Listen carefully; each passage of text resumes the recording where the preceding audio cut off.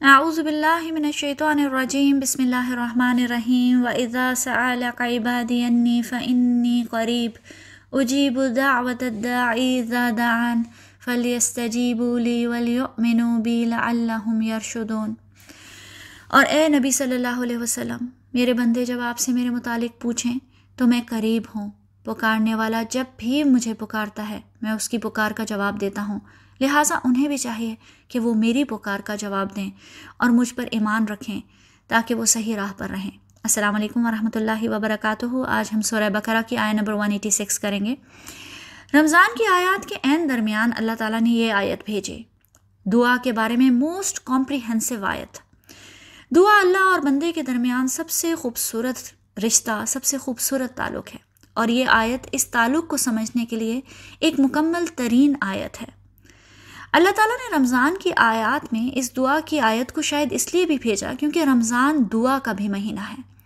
روزے دار کی دعا کی اللہ کی نظر میں بہت اہمیت ہے۔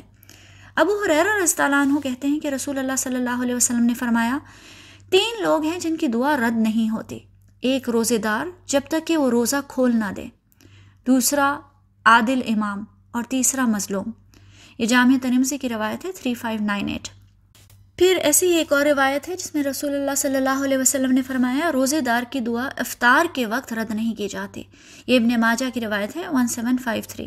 اس لیے خاص طور پہ روزے کے مہینے کے احکامات میں دعا کا ذکر آیا۔ اللہ سبحانہ وتعالیٰ فرماتے ہیں، وَإِذَا سَأَلَكَ عِبَادِي عَنِّي، اور جب میرے بندے میرے بارے میں آپ سے سوال کریں۔ اذا کا مطلب ہوتا ہے جب، یعنی when۔ اللہ تعالیٰ نے یہ نہیں کہا کہ اگر میرے بندے میرے بارے میں سوال کہیں، بلکہ کہا کہ جب میرے بندے۔ جب اور اگر میں فرق ہوتا ہے۔ جب میں ہوپ ہوتی ہے، امید اور ایکسپیکٹیشن ہوتی ہے۔ ہم جس چیز کی خواہش رکھتے ہیں اس کے بارے میں جب کا لفظ استعمال کرتے ہیں۔ فار ایگزامپل ہم کہتے ہیں جب میرے بچے مجھ سے ملنے آئیں گے۔ آپ یہ نہیں کہتے کہ اگر میرے بچے مجھ سے ملنے آئیں گے، کیونکہ امید ہے کہ بچے ضرور آئیں گے۔ ایسے ہی اللہ تعالیٰ کو بھی امید اور ایکسپیکٹیشن ہے کہ اللہ کے بندے اللہ کے بارے میں سوال کریں گے، اللہ کے بارے میں پوچھیں گے، اللہ کی طرف قدم بڑھائیں گے، اللہ کے بارے میں انکویزیٹو ہوں گے اور اللہ کے بارے میں جاننا چاہیں گے۔ علماء کرام کہتے ہیں کہ اللہ کے قرب اور محبت کی طرف پہلا قدم یہ ہے کہ بندہ اللہ کے بارے میں علم حاصل کرے، اللہ کی صفات، اللہ تعالیٰ کے ایٹریبیوٹس کے بارے میں جانے، تبھی انسان اللہ سے محبت کر سکتا ہے، اور جو محبت کرتا ہے وہی سچی اطاعت بھی کر سکتا ہے۔ جب انسان اللہ کے بارے میں جاننے کے لیے تھوڑی سی بھی ایفرٹ کرے گا، اللہ کی طرف قدم بڑھائے گا، تو اللہ کہتا ہے فَإِنِّي قریب، میرے بندے میں قریب ہوں۔ حدیث قدسی ہے کہ نبی پاک صلی اللہ علیہ وسلم نے فرمایا کہ اللہ پاک فرماتا ہے کہ جب میرا بندہ مجھ سے ایک بالشت قریب آتا ہے تو میں ایک ہاتھ اس سے قریب ہوتا ہوں، اور جب بندہ مجھ سے ایک ہاتھ قریب ہوتا ہے تو میں اس سے 2 ہاتھ قریب آ جاتا ہوں، اور جب وہ میرے پاس پیدل چل کر آتا ہے تو میں اس کے پاس دوڑ کر آ جاتا ہوں۔ یہ صحیح بخاری کی روایت ہے 7536۔ تو اللہ نے فرمایا کہ اے نبی صلی اللہ علیہ وسلم، جب میرے بندے آپ سے میرے بارے میں سوال کریں، اللہ کی کتنی صفات، کتنے ایٹریبیوٹس ہیں جن کے بارے میں سوال ہو سکتا ہے۔ کیا اللہ مجھے معاف کر دے گا؟ اللہ کو کیا پسند ہے، کیا ناپسند ہے؟ اللہ کیسا ہے؟ اس سے کیسے دعا مانگیں؟ اللہ کو کیسے راضی کریں؟ یعنی بندہ اللہ کے بارے میں ہزاروں سوال کر سکتا ہے، اور اللہ بھی اپنے بارے میں ہزاروں باتیں بتا سکتا تھا کہ اے نبی، ان سے کہہ دیجئے کہ میں الرحمن ہوں، الغفور ہوں، میں العزیز الجبار ہوں، الوہاب الرحیم ہوں۔ کتنی صفات ہیں اللہ تعالیٰ کی، لیکن اللہ تعالیٰ نے فرمایا ان سے کہہ دیں فَإِنِّي قریب، میں قریب ہوں۔ یعنی اگر ایک چیز بندے کو اللہ کے بارے میں لازماً پتہ ہونی چاہیے تو وہ یہ ہے کہ اللہ قریب ہے۔ سورہ قاف میں اللہ سبحانہ وتعالیٰ فرماتے ہیں وَنَحْنُ أَقْرَبُ إِلَيْهِ مِنْ حَبْلِ الْوَرِيدِ، ہم تو اس کی رگِ جاں سے بھی زیادہ قریب ہیں۔ وَإِذَا سَأَلَكَ عِبَادِي عَنِّي فَإِنِّي قَرِيبٌ۔ اکثر آپ دیکھیں گے کہ جو شخص بہت امپورٹنٹ ہوتا ہے، دن میں بہت سے لوگ اس سے ملنے آتے ہیں، اس سے کام نکلوانا چاہتے ہیں، لوگوں کی ضرورتیں اس سے وابستہ ہو جاتی ہیں، تو ایسے شخص سے ملنا بہت ہی مشکل ہو جاتا ہے۔ اکثر وہ اپنی سیکرٹری یا گھر والوں کو کہہ دیتا ہے کہ بھائی اگر کوئی بھی میرے بارے میں پوچھے تو کہہ دینا کہ میں سو رہا ہوں، یا میں بزی ہوں، میں میٹنگ میں ہوں، مل نہیں سکتا، کسی اور دن آئیں۔ لیکن اللہ سبحانہ و تعالیٰ جو زمین اور آسمان کا بادشاہ، کائنات کی ہر مخلوق کی ضرورت اللہ سے وابستہ ہے، وہ کیا کہتا ہے کہ جب کوئی میرے بارے میں پوچھے تو اس سے کہہ دیں کہ میں قریب ہوں، اویلیبل ہوں۔ اجیب دعوت الداعی اذا دعان، پکارنے والے کی پکار سنتا ہوں جب بھی وہ مجھے پکارے۔ دعا ایک ایسی عبادت ہے جس میں کوئی خاص طریقہ، کوئی خاص ادب، کوئی ایٹیکیٹ نہیں سکھایا گیا کہ باوضو ہو، حجاب پہنو، عبایا پہنو، قبلہ رخ ہو جاؤ۔ اللہ نے فرمایا جب بھی وہ مجھے پکارے، یعنی دعا کا کوئی ٹائم بھی فکس نہیں ہوتا کہ اٹھتے بیٹھتے چلتے پھرتے سوتے جاگتے آپ دعا کر سکتے ہیں۔ ہر کسی کے لیے اوپن انویٹیشن ہے، جب بھی جہاں بھی جیسے بھی بندہ چاہے اللہ کو پکارے وہ جواب دے گا۔ اجیبو کا لفظ جواب سے ہے۔ جواب دینے میں 3 چیزیں آ جاتی ہیں۔ پہلے تو وہ سنے گا، غور سے آپ کی فریاد سنے گا، آپ کی بات سنے گا۔ اللہ جیسا لسنر آپ کو اس دنیا میں نہیں ملے گا، وہ السمیع ہے۔ پھر وہ جواب دے گا اور پھر اپنی حکمت اور علم کے لحاظ سے حکم بھی صادر کرے گا۔ سورہ غافر میں آتا ہے وَقَالَ رَبُّكُمُ ادْعُونِي أَسْتَجِبْ لَكُمْ، اور تمہارا رب کہتا ہے کہ مجھے پکارو، میں تمہیں جواب دوں گا۔ دنیا میں کوئی اور ایسا رشتہ بتائیں جو اس قدر اویلیبل ہو۔ میں دنیا کے بادشاہوں اور پرائم منسٹرز کی بات نہیں کرتی، اپنے قریبی رشتہ داروں میں دیکھ لیں۔ ہم اپنے پیرنٹس کو بھی فون کرتے ہوئے سوچتے ہیں کہ کہیں سو نہ گئے ہوں، کہیں باہر نہ نکلے ہوں۔ ہسبینڈ کو فون کرتے ہیں تو سوچتے ہیں کسی میٹنگ میں ہوں گے۔ اگر آپ کی زندگی میں کوئی ایسا رشتہ ہے، چاہے وہ آپ کی امی ہیں یا آپ کے ہسبینڈ ہیں، جو آپ کو یہ آفر دیں کہ تم جس وقت چاہو مجھے کال کر سکتی ہو، رات کے 2، 3، 4 بجے جب دل چاہے کال کرو، پھر جب آپ انہیں کال کریں تو وہ فون اٹھا بھی لیں، اس سے کیا پتہ چلتا ہے کہ وہ آپ سے بے انتہا محبت کرتے ہیں، اور یہ بھی کہ وہ آپ کی کال کے انتظار میں رہتے ہیں۔ آپ کا رب بھی آپ کی کال کے انتظار میں ہے۔ میرا بندہ کب مجھے پکارے تو میں جواب دوں۔ نہایت افسوس کی بات ہے کہ اس آیت کے باوجود بھی ہم پیروں، فقیروں، مزاروں پہ جاتے ہیں کہ ہم کسی سے اور سے دعا منگوا لیتے ہیں۔ اللہ ہماری نہیں سنے گا، یا یہ لوگ زیادہ نیک ہیں ان کی سنے گا۔ اللہ تعالیٰ نے کہا کہ میں قریب ہوں، پکارنے والے کی پکار سنتا ہوں۔ یہ کہاں لکھا ہے کہ پکارنے والا نیک ہو تو سنوں گا، پیر ہو، مولوی ہو یا بزرگ ہو تو سنوں گا؟ جب گناہ گار اپنے رب کے پاس آتا ہے، توبہ کرتا ہے، گڑ گڑاتا ہے، تو اللہ اس کی بھی پکار کا جواب فوراً دیتا ہے۔ یہ وسیلے، واسطے اور سفارشیں تو دنیا کے بادشاہوں تک پہنچنے کے لیے چاہیے، اللہ تک نہیں۔ اللہ سبحانہ و تعالیٰ کو خود پکاریں، اس نے جواب دینے کا وعدہ کیا ہے۔ پھر اللہ سبحانہ و تعالیٰ فرماتے ہیں فَلْيَسْتَجِيبُوا لِي، لہٰذا انہیں بھی چاہیے کہ وہ مجھے جواب دیں۔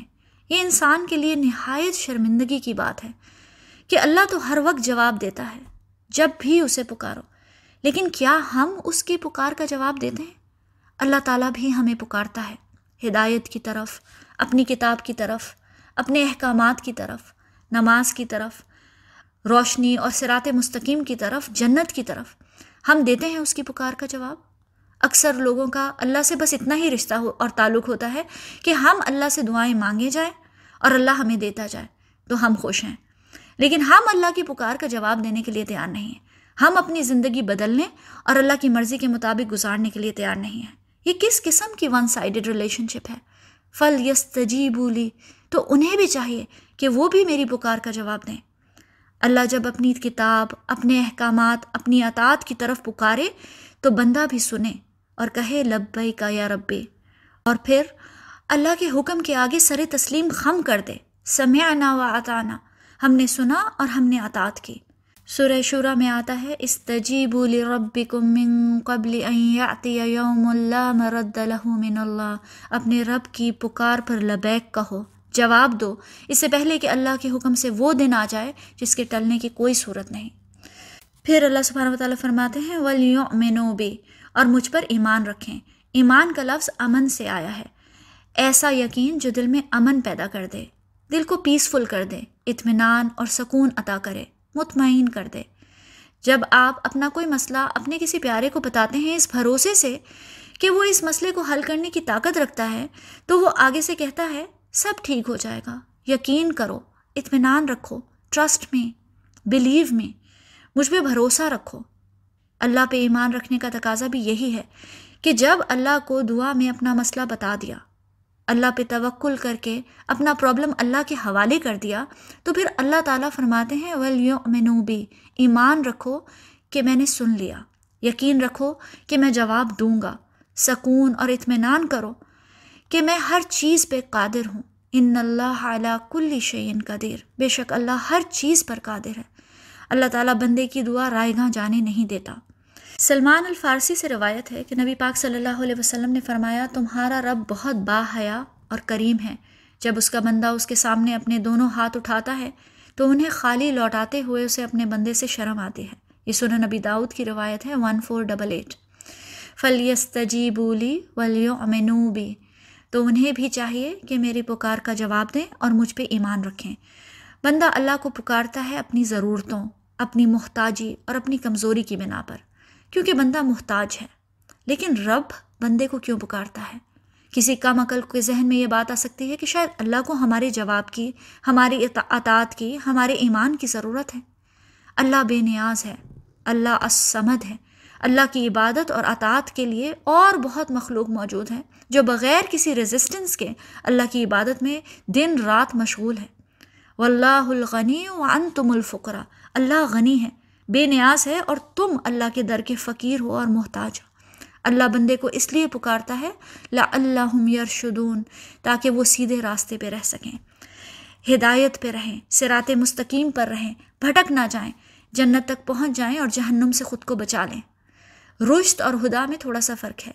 ہدا یہ ہے کہ اللہ بندے کے دل کو گائیڈ کر دیں سیدھے راستے کی طرف، اور رشد یہ ہے کہ جب اللہ بندے کے ہر عمل، ہر قدم، ہر فیصلے کو گائیڈ کرنا شروع کر دے۔ جب بندہ اللہ پہ ایمان رکھتا ہے اور اللہ کی پکار کا جواب دیتا ہے، اللہ کی اطاعت کو اپنا لائف سٹائل بنا لیتا ہے، تب اللہ اس کے ہر عمل کو گائیڈ کرتا ہے۔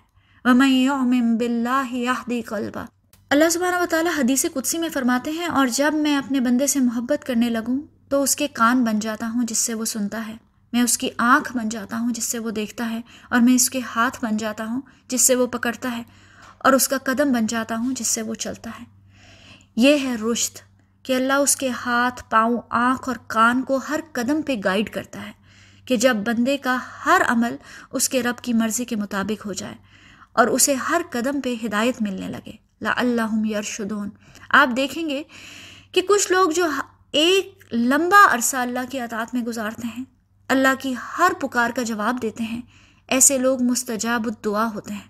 اللہ ان کی کوئی دعا کبھی ریجیکٹ نہیں کرتا۔ اللہ تعالیٰ فرماتا ہے کہ جب میں اپنے بندے سے محبت کرنے لگتا ہوں تو جب وہ مجھ سے کچھ مانگتا ہے میں اسے دے دیتا ہوں، جب وہ مجھ سے بخشش طلب کرتا ہے تو میں اسے بخش دیتا ہوں، اور جب وہ میری پناہ میں آنا چاہتا ہے تو میں اسے پناہ دیتا ہوں۔ امام ابن حنبل کی زندگی کا ایک بہت خوبصورت واقعہ ہے، شاید آپ نے سنا ہو۔ امام احمد ابن حنبل اپنے زمانے میں بہت مشہور تھے، دور دور تک آپ کو لوگ جانتے تھے۔ آپ کے جنازے میں 1 ملین سے بھی زیادہ لوگ آئے تھے، لیکن اس زمانے میں کوئی یوٹیوب ویڈیوز، کوئی فیس بک وغیرہ نہیں تھی، اس لیے لوگ آپ کو صرف آپ کے نام اور آپ کے کام سے جانتے تھے، آپ کے چہرے سے نہیں۔ تو ایک بار احمد ابن حنبل الشام گئے، وہاں جا کر سوچا کہ آج رات مسجد میں گزار لیں۔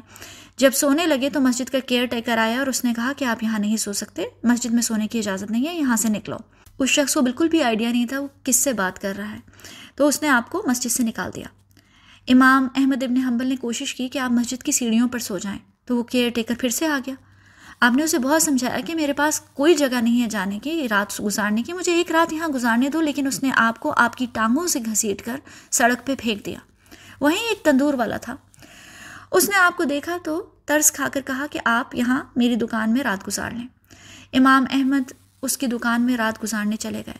آپ نے دیکھا کہ وہ تندور والا پوری رات آٹا گوندھ رہا ہے، پیڑے بنا رہا ہے، روٹی بنا رہا ہے، اور ساتھ ہی مسلسل اللہ کا ذکر کر رہا ہے، سبحان اللہ، الحمدللہ، لا الہ الا اللہ، اللہ اکبر۔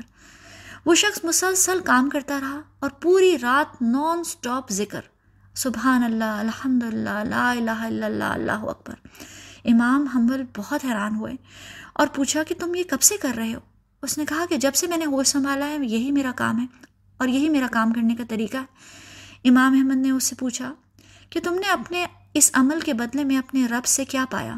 اس نے کہا کہ آج تک میں نے کوئی ایسی دعا نہیں کی جو میرے رب نے پوری نہ کی ہو۔ امام حنبل بہت حیران ہوئے کہ کیا کوئی بھی ایسی دعا نہیں جو تم نے اپنے رب سے کی ہو اور وہ پوری نہ ہوئی ہو؟ تو اس نے کہا جی، سوائے ایک دعا کے کہ میری بڑی دعا تھی کہ میرے مرنے سے پہلے میں امام احمد ابن حنبل سے مل لیتا۔ یہ سن کر امام احمد ابن حنبل رونے لگے۔ کہا تیری دعا کی وجہ سے تیرے رب نے امام حنبل کو پیروں سے گھسیٹ کر تیری دکان تک پہنچا دیا۔ اگر تیری دعا نہ ہوتی تو شاید وہ مجھے مسجد میں سونے دیتا۔ یہ ہے ان لوگوں کا معاملہ جو اللہ کو اپنی زندگی میں پرائرٹائز کرتے ہیں۔ فَلْيَسْتَجِيبُوا لِي وَلْيُؤْمِنُوا بِي۔ اگر ہم بھی اپنی دعاؤں کی قبولیت چاہتے ہیں تو اللہ کی پکار کا بھی جواب دینا چاہیے۔ اللہ تو ہر وقت اویلیبل ہے، ہمیں بھی اللہ کے حکم کو پرائرٹائز کرنا چاہیے، صرف عبادت میں نہیں بلکہ اپنی پوری زندگی کے ہر معاملے میں، ہر فیصلے اور ہر قدم پہ۔